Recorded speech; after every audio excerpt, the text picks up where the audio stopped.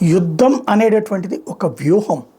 శత్రువు బలాలని గుర్తించడం, మన బలాలని శత్రువుకి తెలియనివ్వకుండా చేయడం, సర్ప్రైజ్ ఎలిమెంట్గా అటాక్ చేయటం, అవతల వాడికి అవకాశం ఇవ్వకపోవడం, ఇది భారత వ్యూహంలో కీలకం.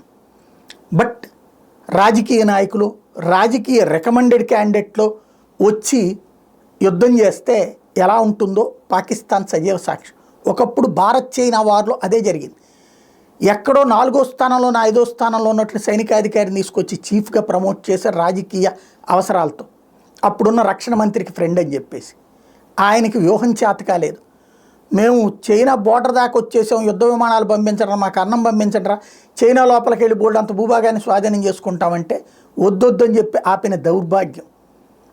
రాజకీయ నిర్ణయాలు తీసుకుందామంటూ తద్వారా మన వాళ్ళని అప్పనంగా అప్పగించేసినటువంటి దరిద్రం 62లో జరిగింది. అప్పుడున్న రక్షణ మంత్రి అంతే, విదేశాంగ మంత్రి అంతే, జవహర్లాల్ నెహ్రూ అంతే. అదే సైన్యానికి పూర్తి స్వేచ్ఛనిస్తే ఏం చేస్తారో తర్వాత 65 చూశారు, 71 చూశారు, కార్గిల్ చూశారు, చైనా మీద డోక్లాంలో చూశారు, అట్లాగే గాల్వన్ లోయలో చూశారు, పాకిస్తాన్ మీద సర్జికల్ స్ట్రైక్ 1 చూశారు, 2 చూశారు, ఇప్పుడు ఆపరేషన్ సింధూర్ చూశారు.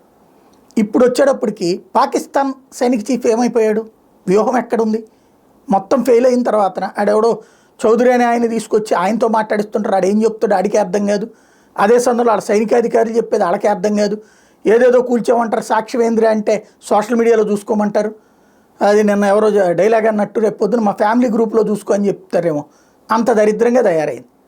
ఆసిఫ్ మునీర్ మాత్రం బయటకు వచ్చి ఏం చెప్పేది లేదు. అంటే వాడేంటి డైరెక్ట్ కాదు, ఇండైరెక్ట్గా వచ్చాడు. ముషారఫ్ని అడ్డం పెట్టుకుని వచ్చాడు. ఇప్పుడున్న షాబాజ్ షరీఫ్ని అడ్డం పెట్టుకుని వచ్చాడు. అడ్డదారిలో ఎంపికయ్యాడు. అడ్డదారి పనులు తప్పించి నిలువుదారిలో పనిచేయడం వాడికి జాతే సావదు.